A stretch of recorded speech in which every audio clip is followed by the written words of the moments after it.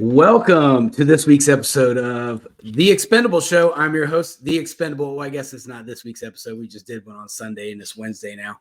So I have in studio today the always lovely, she makes me want to do the sprinkler today. I'm doing the sprinkler. Shauna Lewis, the infamous, who's always on my show. What's up?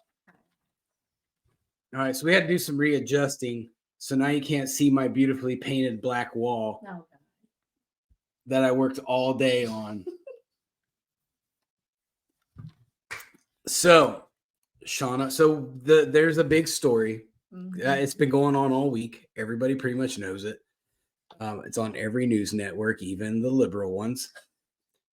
So we got all these protests going on about the whole Israel Iran situation with Hamas and Hezbollah and the Houthis and any other terrorist group that starts with the letter H. So have you been following that at all? Mm-mm. You haven't? I'm super dark, so you educate Probably other than the things that I tell you. Huh? Yeah, I'm dark completely about it this week. So Shauna's like an ultra left liberal, like Alexandria Ocasio-Cortez level of liberal. So, I've been trying to bring her over to the orange side, and it kind of works. No.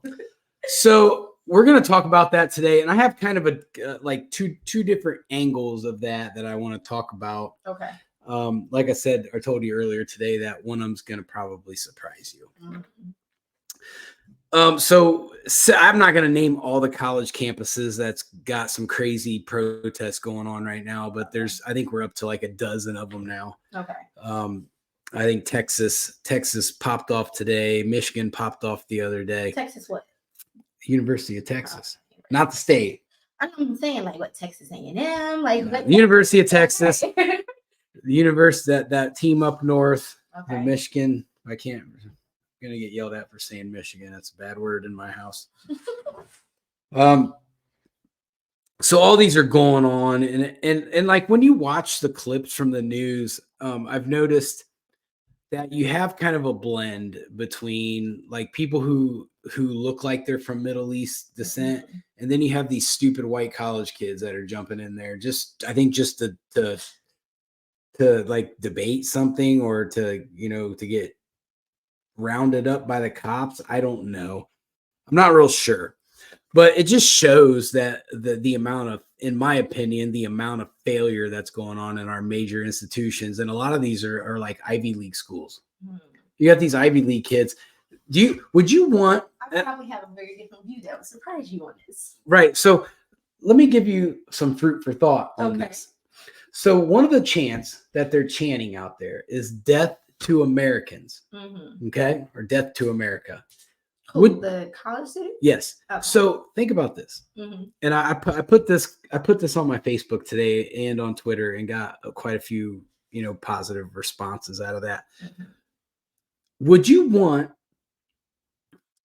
let's say, Michelle Smith, mm-hmm. who's an ultra liberal student from, let's say, Harvard, who's been out all week chanting death to America, being your brain surgeon as an American? Mm.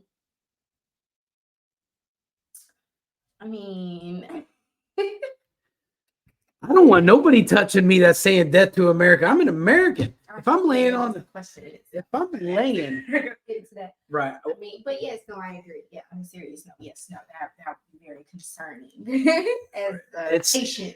Right. It shows a lot of bias and hate, and man, sure. I feel like if I run into anybody who has a college degree anymore, I need to like question them, like completely. Yeah, like you're not. Are you? All your history. Yeah, like you're gonna do heart surgery on me. I mean, but you can't think about that in a way like, okay, they were young. Well, if they're my lawyer, I'm going to jail. But I mean, they've made it through college, and as an adult, they don't mean anything. But I'm saying, you don't think we can't look at forgiveness? We can, because that's what we do. Mm-hmm. However, it would still pose me red flags. I mean, yeah, definitely. Because people can say anything to get business. True. A good salesman's going to sell you a snowball. I mean, when you talk about a lawyer, they have to defend whatever, whether it be the killer or the innocent. They're doing both. I'm just saying. But all right, I get it. You're just saying.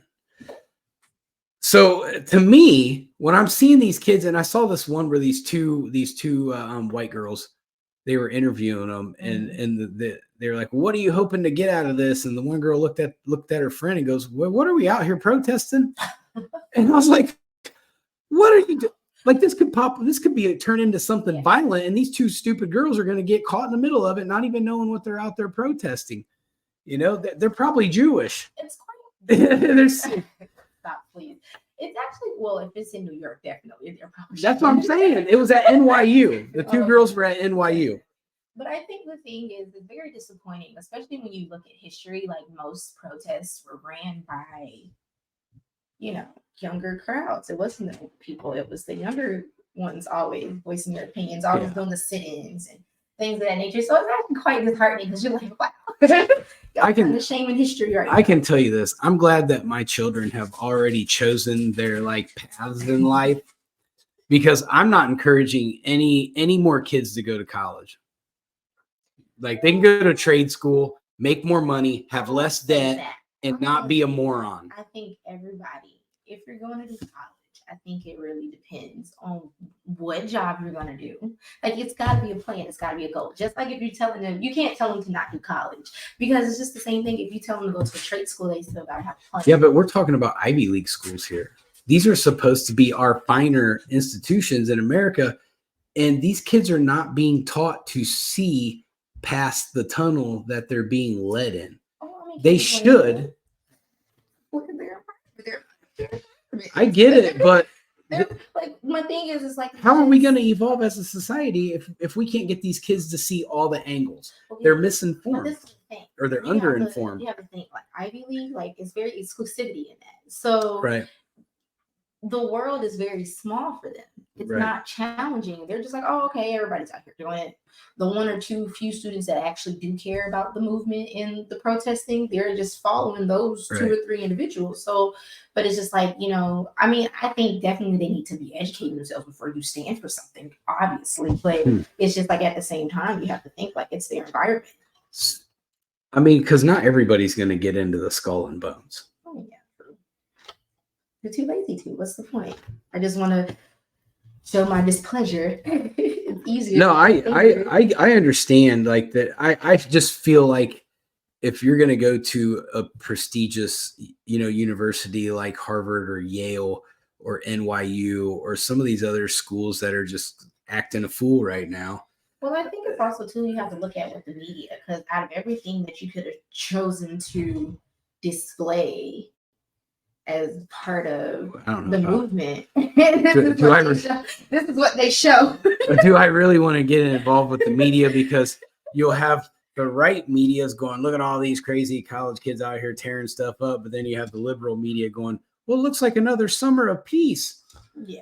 I mean, pretty soon there'll be an autonomous area, and they'll be burning stuff to the ground. I think unfortunately it takes away from the people who really are truly like trying to put a voice with it and stand behind what they feel is right or wrong. Right. So it's hard for me to kind of to make sense of it if you take away the issue, what the actual issue is.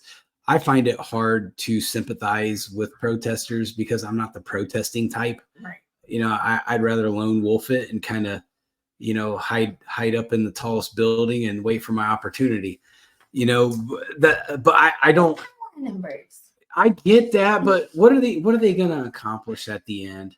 Where they're all getting arrested. It brings awareness.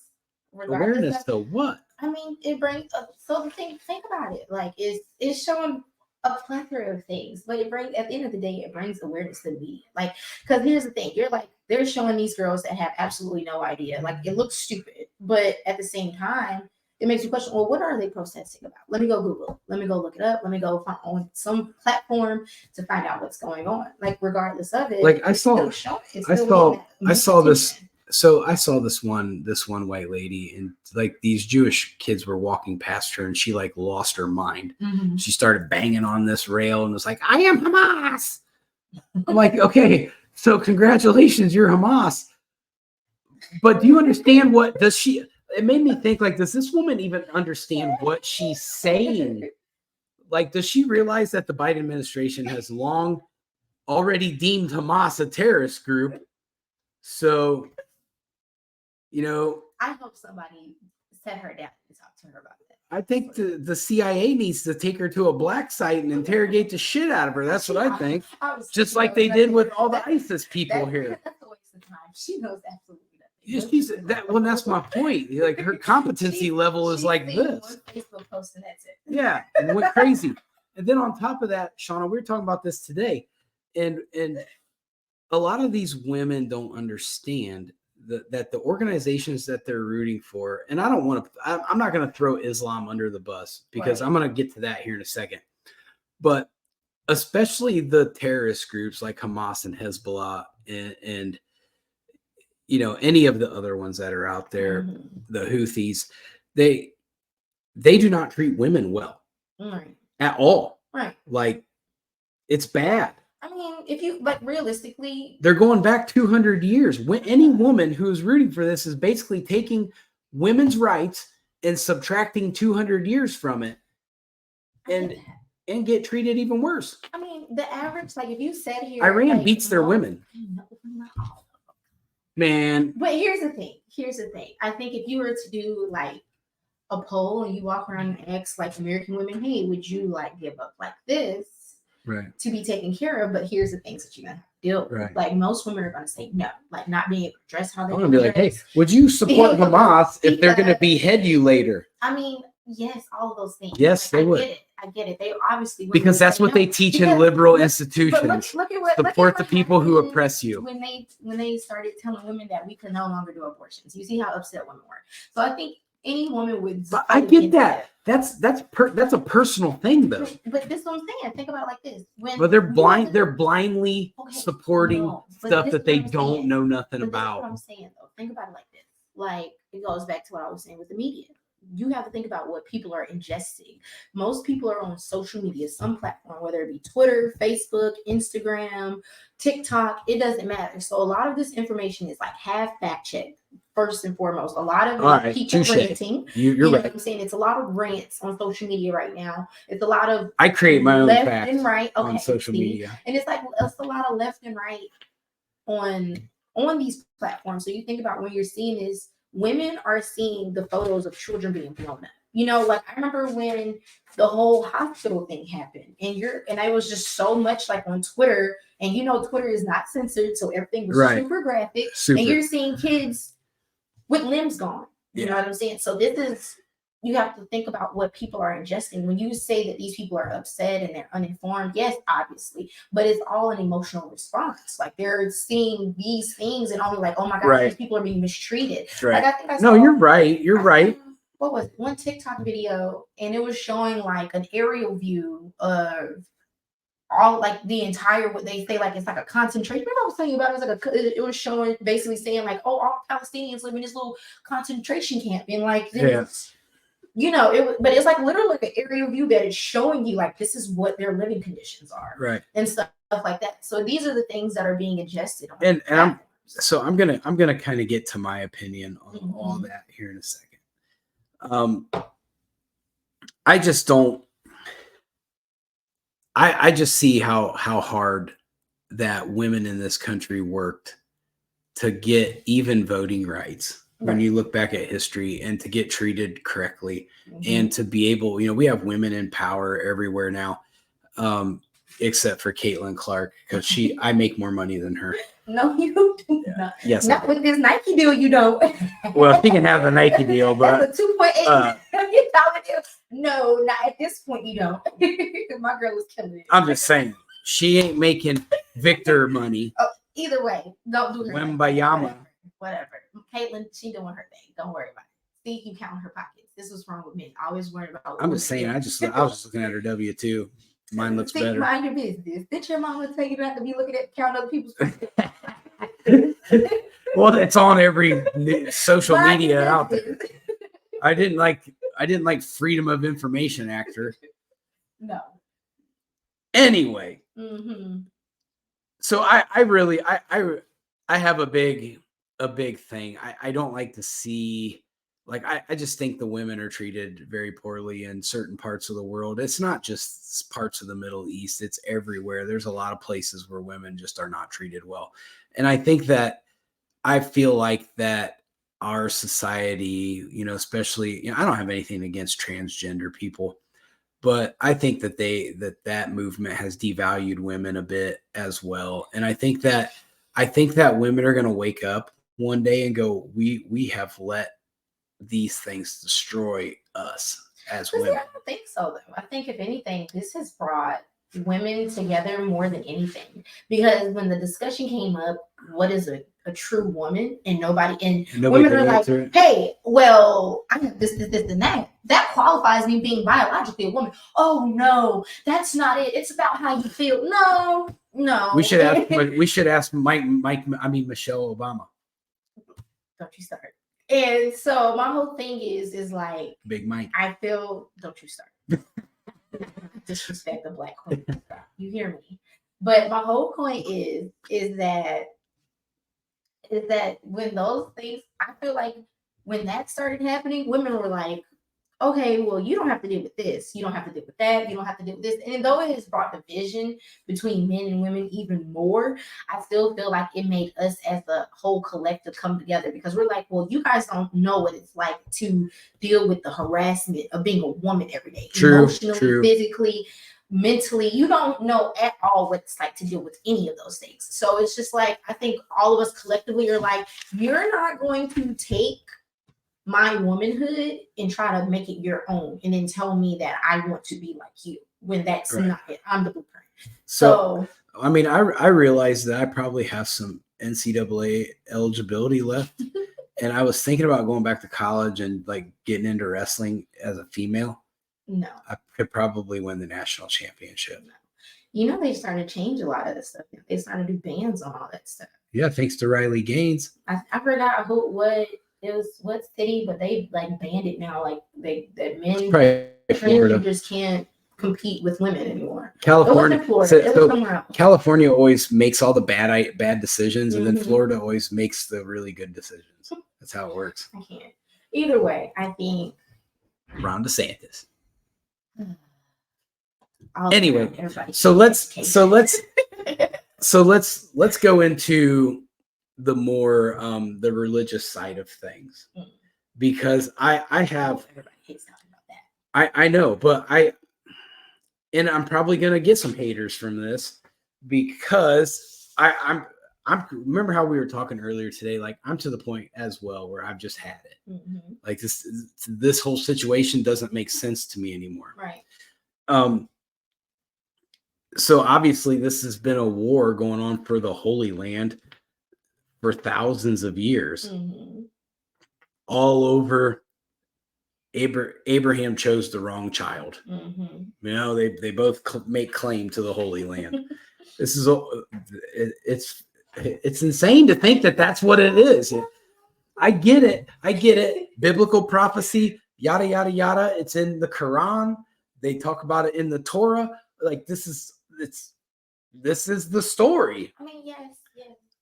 I mean, I don't know. I told you how I felt about it earlier. I think it's just, when is it going to be? So now, here, when we look at it here in the United States, about specifically the protests that are going on.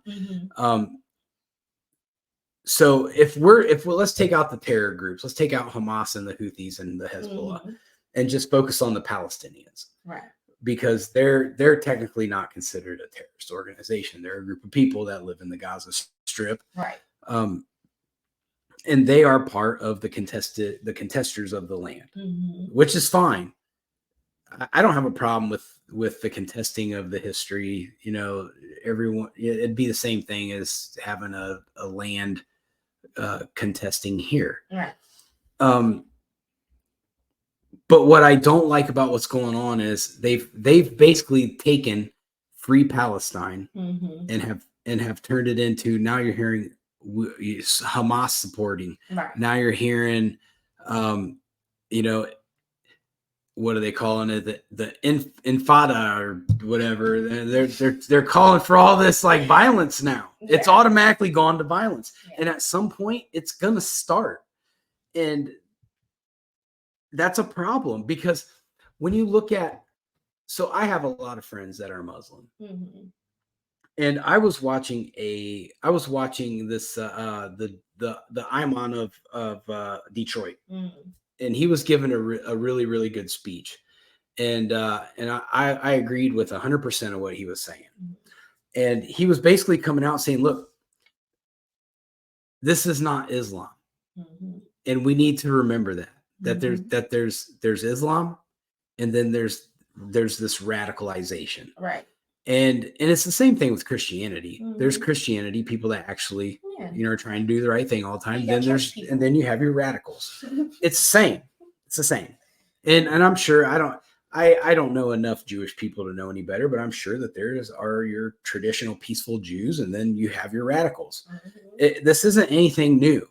Everybody does it. However, it was nice to see this elder come forward and say, hey, this isn't representing Islam. Right. He said, people are out there chanting death to America. He said, I live in America. So they're saying death to me. And that kind of like opened me up a little bit. I'm like, you know what? This reminds me of some of my friends that are Muslim, and they're some of the most peaceful people that I know. I've prayed with them. I've had many conversations, philosophical conversations, religious conversations. They're philosophers. Right. They're intelligent, and they know their stuff, and they're devout. The biggest word I can give some of my Muslim friends is they are devout. And I highly respect that, because I like to consider myself devout. I make lots of bad decisions in life, but as far as my faith goes, I'm devout. So the Imam was on there. He was preaching peace and conciliation. So he said, this isn't right. We shouldn't be doing it this way. We shouldn't be chanting death to anybody, because this isn't what he said. There's only in the Quran, there's only one way to retaliate against people, and that is in a time of war. And he said, in America is not at war with anybody right now. Right. So he said, to say death to America, if anything happens here, it's murder according to the Quran. Right. So it's a big thing. And I think that as us Americans, how we like to jump off the deep end and say that every single Muslim in America is a part of a terrorist organization, we need to remember that that's not the case. I think that just fuels everything the way people have been feeling about since like 9/11. Like everybody is just like, oh, like Islamic people are terrible. They're all terrorists. Like this just fueled previous like opinions of this particular group of people. I think, I do agree with him. Like at the end of the day, most Muslim people who come here are trying to seek peace. They're running from whatever war-ridden zone they were born into. Some kind of persecution. They're here for something, no matter what it is. But obviously, the main goal is peace. I think Americans just want to. For us, I feel like it's just one of those things that we got to boast power on our end. We just got to show that we're still number one amongst the main parties. But for the people, I think everybody just wants to be angry and mad at something. Yeah, it doesn't wants to have to blame on something. Yeah, it doesn't make a lot of sense. Yeah. So when you look at Muslims, Christians, and Jews, Catholics, they all have one thing in common. Well, they have more than one thing in common, but the major thing that they have in common is they all believe in the same God. They don't think they do. Oh, they do. They just don't believe in how it's perceived.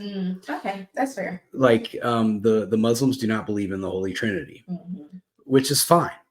But at the end of the day, which me being a Freemason, I get it, because we have that same rule in Freemasonry, that it doesn't matter how you perceive it, as long as it's the same God. Right. One.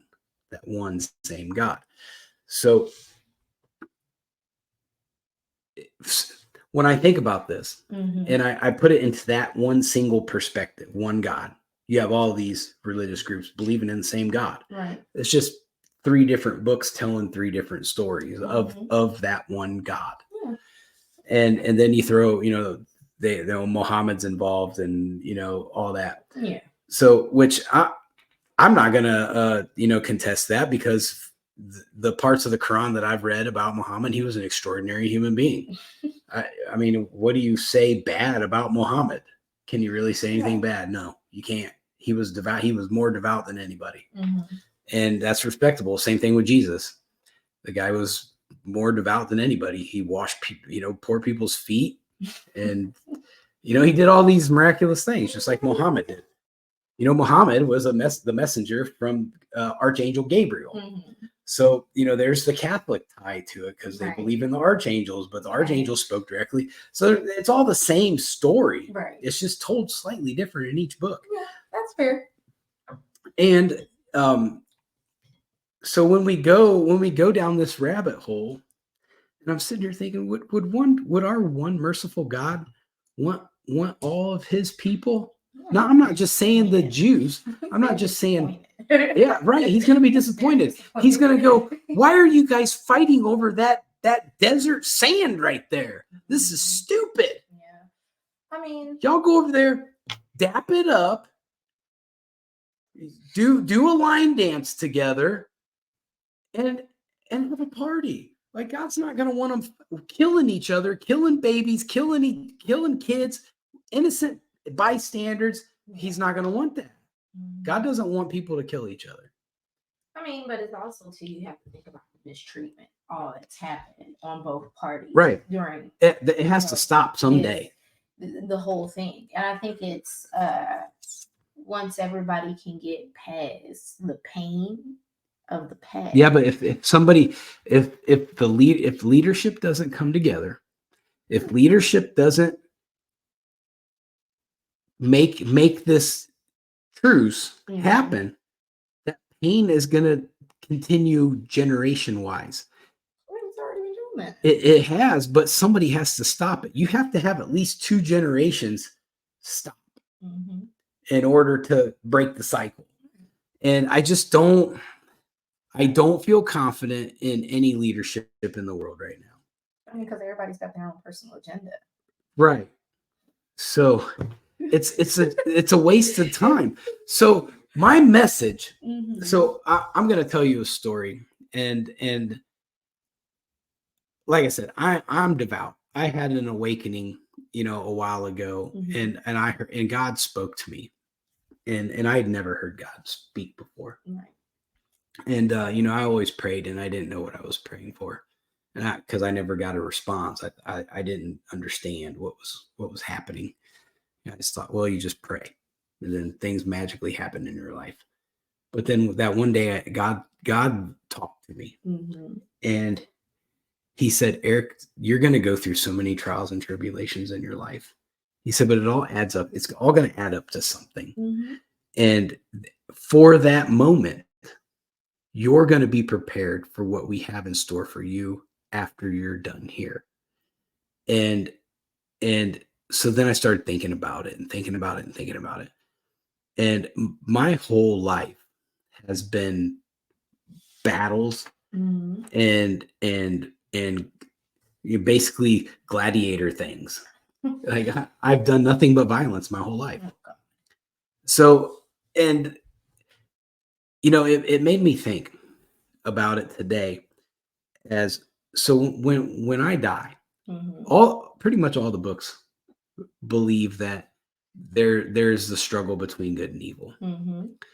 And so I'm not looking at the Muslim brothers over here. I'm not looking at the Catholics over here. I'm not looking at the Jews over here. Right.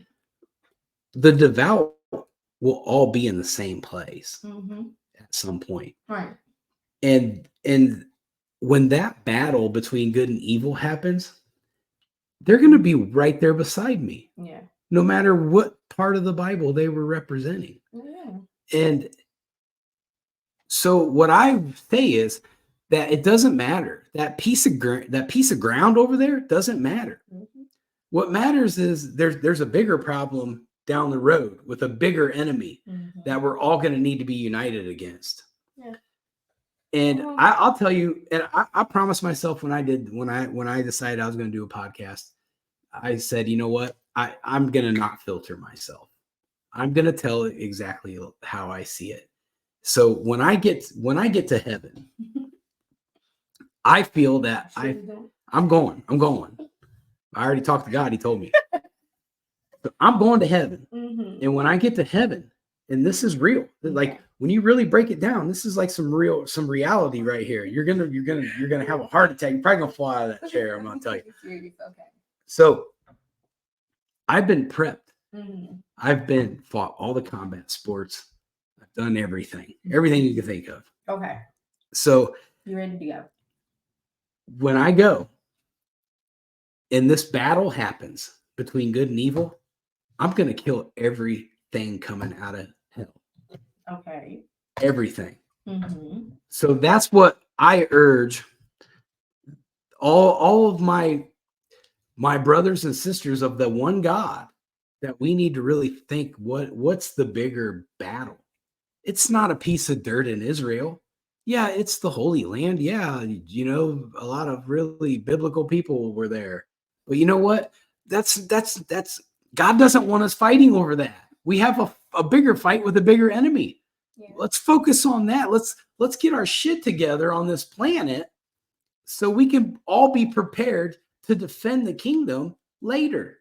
Because that's what matters. Well, I think even beside that, what we talked about, everybody's selfish, thinking about their own personal gains. So the whole idea of even evil's winning. Sacrifice and because everybody's a narcissist, just like last week when we talked about it. Not everybody's a narcissist, but yeah, it's really a lot. I do think everybody's gonna have to at some point, like I told you earlier when we was talking about this. At what point is enough? Right. When is like this is something like you said has been going on for generations. Right. Of fighting. So at what point is it going to be enough? It's not going to stop until you have two good leaders at the same time on both sides of that fence that come together and say, you know what, we're all brothers and sisters under God. Yeah, it's time to end this. Yeah, and I think if that ever happens, I would like to see it in my lifetime. I'd like to see the Middle East and other areas around there get along. I don't know if we're make it. Whatever. I'm 25 years old. But I get what you're saying. Eventually, something's got to give. We can't spend the next 2,000 years fighting over the Holy Land, over some dirt along the Mediterranean Sea. Yeah. I heard that there's not even. I don't understand how they have a fight in them. I couldn't even deal with the heat. Like, can we all just take a break and get some popsicles or something together? Like, let's put a gelato store out here. Let's just enjoy each other's company, get to know each other, and talk. Yeah, but then they got to go down and talk to the Italians because they make gelato. Oh, they make it so good. And that's going to be a problem because the Italians don't get along with nobody. I'm just kidding, all my Italian friends out there. You guys are all nice. Everybody takes life too serious. But no, I think they should all just sit down and enjoy a meal. Food makes everybody love each other. That's a good point. Everybody just sit down. Everybody bring a dish. We used to do that when I was in school. We all brought a dish on Fridays, something that your mom makes all the time. Yeah, it's like kind of like a culture thing. Yeah, because then you learn, you explain the dish, why is it important in your culture, stuff like that, just to get to know. There you go, other. Benjamin Netanyahu, have Mrs. Netanyahu make her favorite meal, go drop it off over in Palestine in the Gaza Strip, and they'll give you some food to try. I would hope so. Like, let's stop dropping bombs, right. And let's drop off some food. I mean, there's going to be some trust issues at first. You're going to be testing it out, making sure it's not poisoned. But it's a start. Like, you eat it first. Right, you eat it first. I'm not doing it. Mm-hmm. Good. That's going to probably kill a lot of people. Right. But still, that was good. But I think I think this was a good discussion to have. And I really feel like like the adults need to show up at some point and to make some kind of adults decisions, because Joe Biden's not going to condemn anything. He's not going to. At some point, some world leader needs to step in and do something. Like, this is stupid. Right. Just like unnecessary. Everybody can dog on Trump all they want, but he went over there and he made a deal, and there were no wars over there. Mm-hmm. Everybody got along for like a short amount of time until Biden repealed it. You know, the Abraham Accords was very important doctrination that Biden got rid of right off the bat, and this is where we're at with it. So it was a bad decision on his part, and now it's a disaster, and he's reading teleprompters today, even saying pause. He was like, 4 more years, pause. That's terrible. I mean, he can read. He's just not comprehending what he's reading. All I'm saying is that everybody said they didn't want Bernie because he was old. Now look what we got. We got decrepit over I didn't want Bernie because he's a communist. I'm just saying, everybody's main thing was he's so old. He's so old. He's not even going to be in the office long before he passes. All I'm saying is look at Biden. Bernie says steal from. He says let's tax the rich. Well, Bernie, you're rich, dude. You think Bernie's going to tax himself? Hell no, he's not. He ain't taxing himself. Dude, that's just a scam just to get young votes. Let's go after the corporate. You know what? Biden has yet to go after the corporations. Yet. He hasn't done it yet. Oh, corporations are still rich. Hate to break it to you. Why he believing all this stupid dick? Yeah. Creating more inflation in the next 6 months. That money just came out of thin air. Good thing we have a money tree in Washington. Look at me. Rich men north of Richmond making bad decisions. That's the playground. That is the playground. But that is our show for the day on the Expendables Show. And I want to thank the lovely Shauna Lewis for joining me. We'll be back on Sunday. I haven't decided what my subject matter is. We'll see if America's burning to the ground by then. But everybody be safe out there. Watch your surroundings. There are crazy people out there right now, especially if you're close to a college campus. Stay home. Stay home. Right. That's good advice. Stay home. Stay home. All right. Bless everyone.